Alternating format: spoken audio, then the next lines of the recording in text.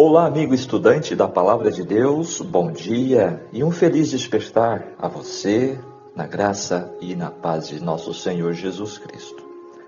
Hoje, nosso estudo será no capítulo 25 de 2 Reis, que nos traz o tema A Queda de Jerusalém e o Exílio na Babilônia.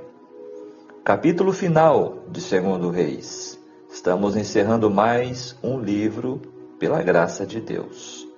E no estudo de hoje, nós vamos, então, encontrar Judá sendo levado para o cativeiro da Babilônia. Chegou o tempo, chegou o momento em que Israel, Judá, no caso aqui, a tribo do norte, Jerusalém, realmente sucumbiu. Como entender os acontecimentos trágicos que ocorrem ao nosso redor e às vezes até em nossas vidas? O que fazer para evitá-los? E quando passarmos por momentos difíceis, qual a melhor forma de enfrentar? No capítulo de hoje, que encerra o segundo livro dos Reis, vamos conhecer a história e as lições que encontramos da queda de Jerusalém e o exílio em Babilônia. O capítulo 25 de 2 Reis é um relato crucial que descreve a queda de Jerusalém e o exílio do povo de Judá, marcando um dos momentos mais trágicos da história de Israel. Este capítulo ocorre em um contexto de desobediência e idolatria, onde as advertências dos profetas foram ignoradas e a relação do povo com Deus se deteriorou. Somos convidados a refletir sobre a importância da fidelidade a Deus e as consequências da idolatria. A história de Judá serve como um aviso sobre os perigos de se afastar dos caminhos do Senhor e a necessidade de permanecer firme na verdadeira adoração. À medida que exploramos este capítulo, seremos desafiados a considerar como podemos aplicar essas lições em nossas próprias vidas, buscando sempre a orientação de Deus e evitando os erros do passado. Vamos explorar os eventos significativos deste capítulo e as lições que podemos aprender sobre a justiça divina, sobre o arrependimento e sobre a esperança de restauração. Este é o resumo, é a nossa introdução no capítulo 25 de 2 Reis. Se você quer saber detalhes, continue comigo, deixe o seu like, compartilhe e, se ainda não é inscrito, inscreva-se. Vamos mergulhar fundo neste capítulo final de 2 Reis 25. Portanto, o verso 1, agora na análise dos textos, destaca que era o 9º ano do rei Zedequias. Deus revelou a Ezequiel, na Babilônia, o dia em que o cerco de Jerusalém começou. Lembrando que, conforme o estudo do capítulo anterior, 24, houve etapas em que Jerusalém foi ocupada e foi dominada. Essa foi a última, né? Contra Jerusalém. O cerco não foi somente contra Jerusalém, mas todas as cidades que restavam ainda em Judá. O verso 2 diz que Jerusalém foi sitiada. E no verso 3 destaca que houve então grande fome, tomado parte porque a cidade era murada e os exércitos então cercando a cidade, não tinha como as pessoas sair para fora buscar os alimentos. No verso 4 diz que então foi aberta uma brecha no muro de Jerusalém. E ali o rei tentou fugir com seus soldados. A fuga foi feita pelo vale do Tireupeon, adiante do tanque de Siloé. E, no verso 6, a sentença. A acusação nesse caso era de rebelião, quebra de um voto solene feito por Zedequias, e Nabucodonosor tinha se familiarizado com o Deus dos hebreus e exigira que Zedequias confirmasse a sua fidelidade por meio de um juramento em nome do Senhor. Então, no verso 7, destaca que o rei Zedequias teve os seus olhos vazados e seus filhos foram mortos. Terrível fatalidade. O verso 9, outra fatalidade, o templo, o lindo templo, foi queimado, destruído. A ação acabou com o templo de Salomão. Imagine, tinha muita madeira de cedro, e ali, então, tudo destruído. Verso 10, derribou os muros que permaneceram em ruínas até o tempo de Esdras, cerca de 70 anos. O verso 11 descreve os desertores. Estas foram as pessoas que aderiram aos babilônios durante o cerco. Jeremias, o profeta, havia constantemente insistido para que eles se entregassem a Nabucodonosor. Então, o verso 21, Judá foi levado cativo. Esta deportação para a Babilônia, conforme já falamos, não ocorreu num único ano. Foram no ano 605, depois 598, 597 e 586 e 582. Portanto, soma-se um período de 23 a 24 anos, o período de deportação. O verso 22 fala de Gedalias. Nabucodonosor diplomaticamente apontou um judeu para ser o governador da terra na administração babilônica. Gedalias vinha de uma família nobre, e assim ele ali ficou como administrador dos que ficaram, daquele restinho de pessoas. Agora o verso 23 traz a pessoa de Joanã, que alertou Gedalias que Ismael pretendia traí-lo e se ofereceu para matá-lo. Mas Gedalias não permitiu. Mais tarde, Joanã se voltou contra Ismael e se tornou líder de um grupo de judeus que fugiram para o Egito, forçando Jeremias a acompanhá-los. Verso 27, feriram a Gedalias. Ismael foi contratado por Baalis, rei de Amon, para assassinar Gedalias. O assassinato poderia ter sido evitado se Gedalias tivesse dado atenção ao aviso de Joanã. Gedalias foi assassinado traiçoeiramente depois de acolher Ismael e seus homens com uma refeição amigável. E fechando o versículo 30, destaca o rei Joaquim, que havia sido levado preso à Babilônia, e agora termina o livro de Reis com a imagem de um antigo rei de Judá, depois de um cativeiro longo e tedioso, terminando sua vida em relativo conforto e honra. Na aflição extrema, a semente de Davi não foi totalmente destruída. Olha, assim encerra-se a análise dos versículos deste capítulo. Agora o livro Profetas e Reis traz mais destaques. Zedequias, no início do seu reinado, desfrutou inteiramente a confiança do rei de Babilônia e teve como experimentado conselheiro ao profeta Jeremias.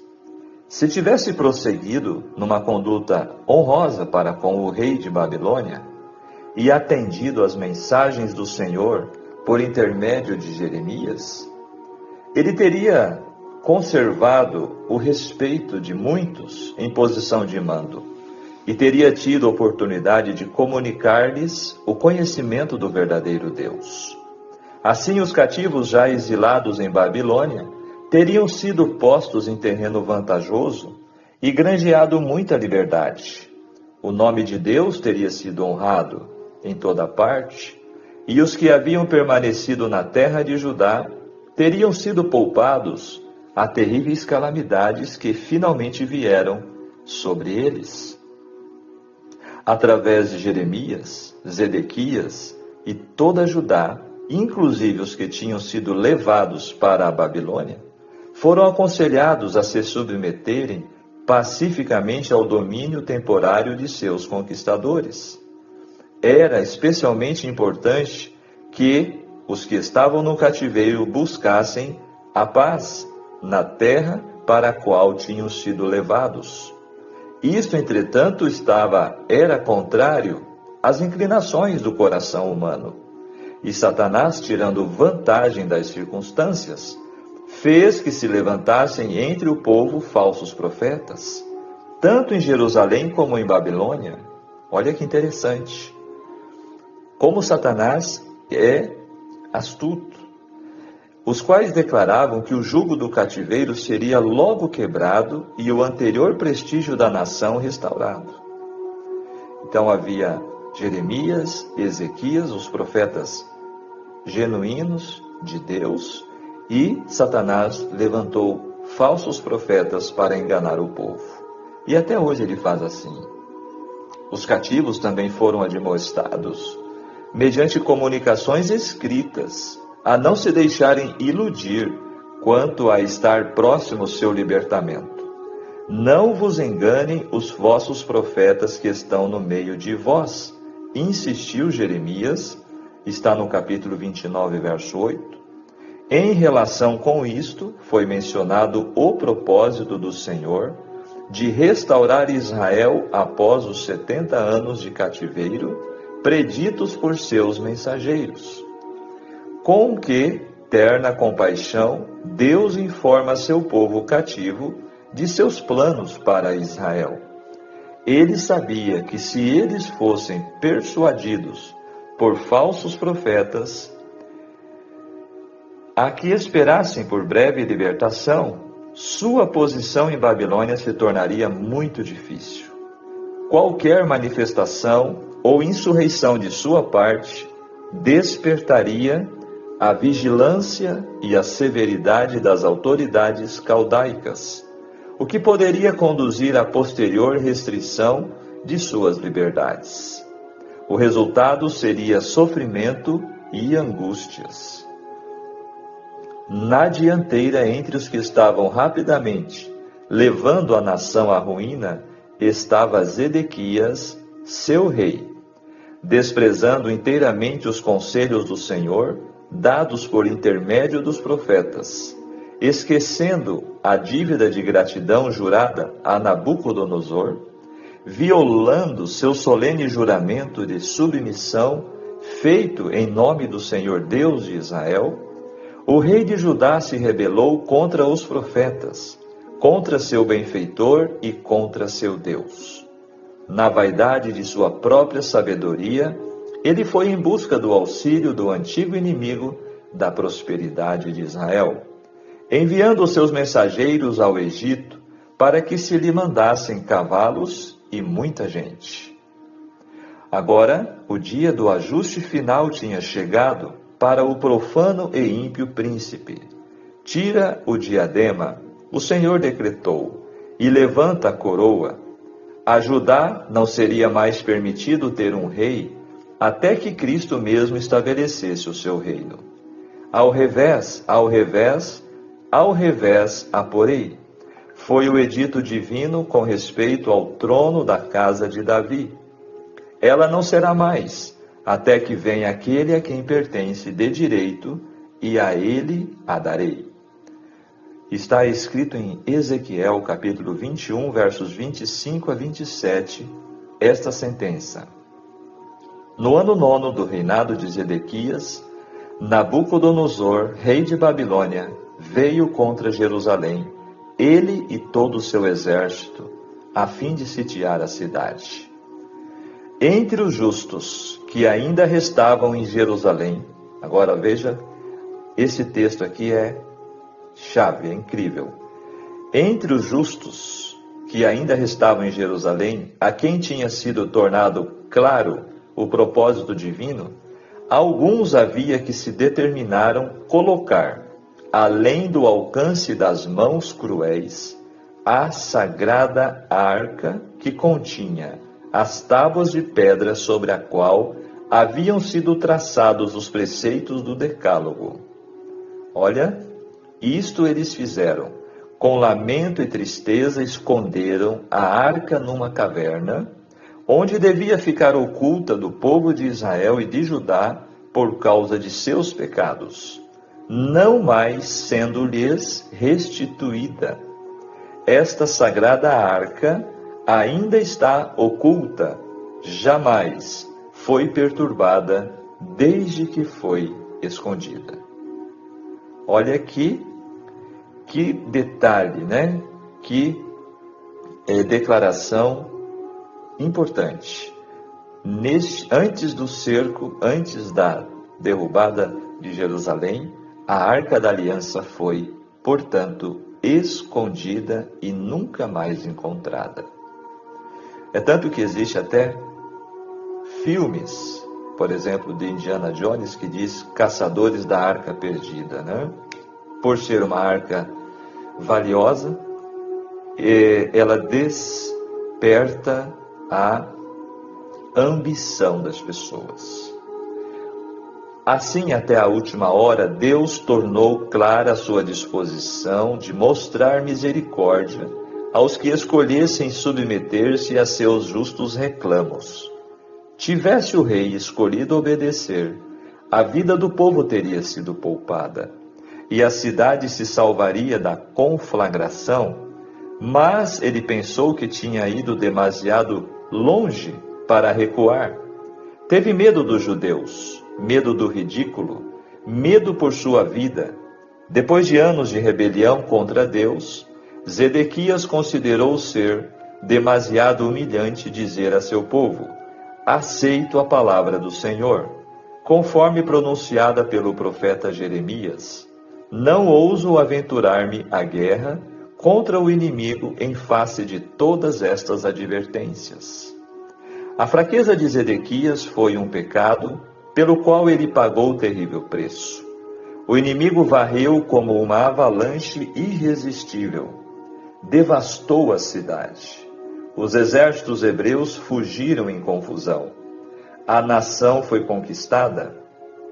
Zedequias foi feito prisioneiro e seus filhos foram mortos diante de seus olhos. O rei foi levado de Jerusalém como um cativo, seus olhos foram vazados, e uma vez chegado em Babilônia, pereceu miseravelmente. Que fim trágico! O belo templo que por mais de 4 séculos coroara o cimo do monte de Sião, não foi poupado pelos caldeus. Queimaram a casa do Senhor, derrubaram os muros de Jerusalém, e todos os seus palácios queimaram a fogo, destruindo também todos os seus preciosos vasos. Ao tempo da invasão final de Jerusalém, por Nabucodonosor, muitos haviam escapado dos horrores do longo assédio, apenas para perecer à espada. Dentre os que ainda restavam, alguns, notadamente, o chefe dos sacerdotes e oficiais e dos príncipes do reino, foram levados para a Babilônia e ali executados como traidores. Outros foram levados cativos para viverem na servidão de Nabucodonosor e de seus filhos, até ao tempo do reino da Pérsia, para que se cumprisse a palavra do Senhor pela boca de Jeremias. Está escrito em 2 Crônicas 36, versos 20 e 21. Agora, veja bem, a tristeza do profeta em vista da completa perversidade dos que deviam ter sido a luz espiritual do mundo Sua tristeza pela sorte de Sião e do povo levado cativo para a Babilônia é revelada nas lamentações que ele deixou registradas como memorial da estultícia de deixar os conselhos de Jeová pela sabedoria humana. Em meio à ruína operada, Jeremias pôde ainda declarar: as misericórdias do Senhor são a causa de não sermos consumidos. E sua constante oração era: esquadrinhemos os nossos caminhos, experimentemo-los e voltemos para o Senhor. As profecias de condenação pronunciadas por Jeremias sobre o remanescente que se havia rebelado contra Nabucodonosor, fugindo para o Egito, foram misturados com promessas de perdão aos que se arrependessem de sua loucura e estivessem prontos para voltar. Conquanto o Senhor não poupasse aos que deixavam o seu conselho pelas sedutoras influências da idolatria egípcia, ele mostraria misericórdia para com os que se mostrassem leais e fiéis. Fecha aqui a página 461 do livro Profetas e Reis. Texto bastante, realmente impressionante em seus detalhes. Agora vamos às lições a ser extraídas deste capítulo para nós hoje. A ruína é fruto de desobediência a Deus. A experiência de Judá em fazer o que queria mostra que desprezar a vontade de Deus por conta dos próprios gostos pessoais implica em destinos fatais. Dependência dele trará melhor experiência. Desde o capítulo anterior, é demonstrado que, apesar das calamidades que sobrevieram aos judeus, o rei Zedequias fora devidamente instruído por Deus, através do profeta Jeremias, sobre como podia ser preservado das calamidades que certamente viriam sobre ele, se não mudasse sua conduta e passasse a servir ao Senhor. As calamidades vieram porque ele não quis se colocar sob a proteção de Deus por meio da obediência. Com os olhos vazados, ele foi levado cativo em correntes para a Babilônia, lamenta Ellen White. A Bíblia mostra o preço da desobediência, para que não optemos por ela em nossa ignorância. Deus fez de tudo para impedir a destruição de Judá, mas o rei e o povo fizeram de tudo para trilhar o caminho da destruição. Que triste e terrível advertência é essa para aqueles que se endurecem diante da reprovação e que não se humilham em arrependimento para que Deus possa salvá-los. Por que o Senhor permitiu que Jerusalém fosse destruída pelo fogo na primeira vez?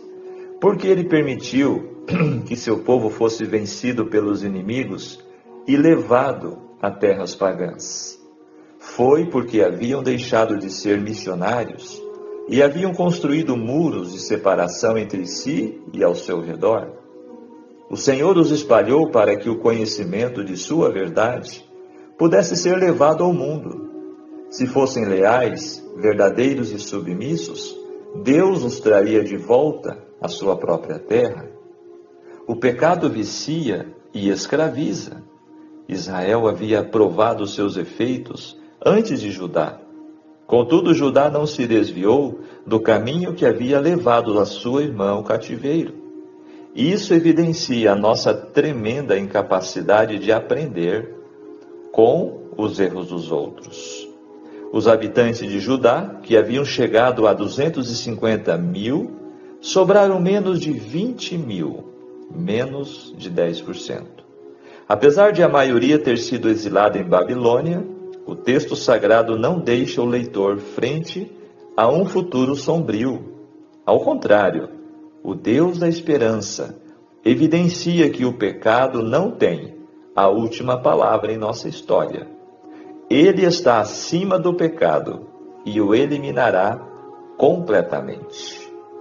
A experiência do exílio é uma oportunidade para o povo reconhecer suas falhas e voltar-se para Deus, que promete restaurá-los e trazê-los de volta à sua terra. A esperança de restauração é um tema central que nos ensina que, independentemente das dificuldades que enfrentamos, a misericórdia de Deus está sempre disponível para aqueles que se arrependem e buscam a sua ajuda. Em resumo, as lições aprendidas com o exílio de Judá e a promessa de restauração nos desafiam a refletir sobre a importância da fidelidade a Deus e a necessidade de permanecer firmes na verdadeira adoração.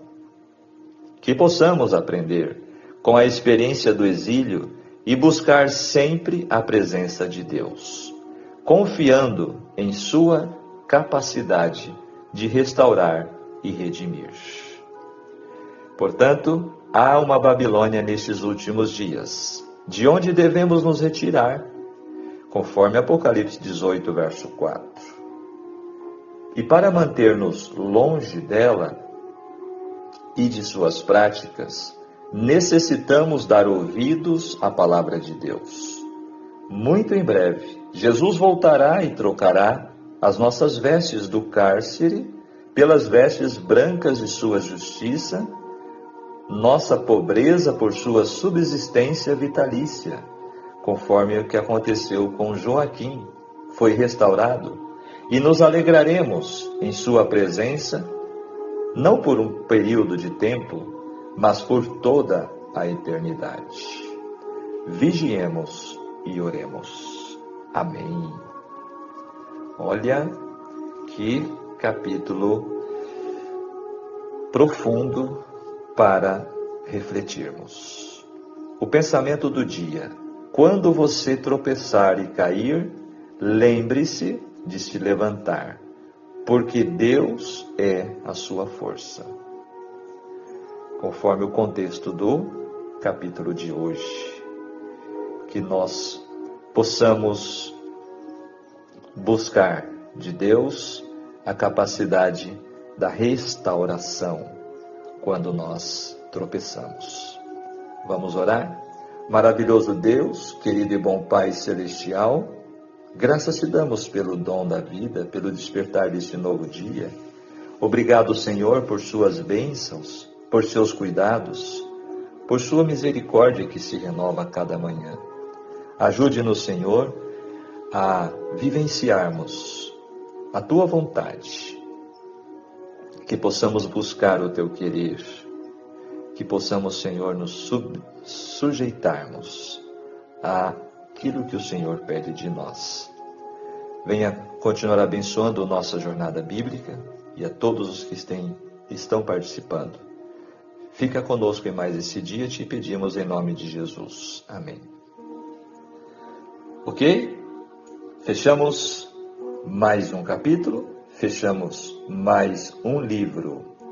Próximo estudo, vamos entrar em 1 Crônicas, um livro que traz uma longa lista de genealogia que muitos pulam e não dedicam tempo para ler e estudar. Mas nós não vamos pular, nós vamos conhecer por que a genealogia ou as genealogias estão na Bíblia e por que elas são importantes. Então, aguarde e até o nosso próximo encontro. Tchau, tchau.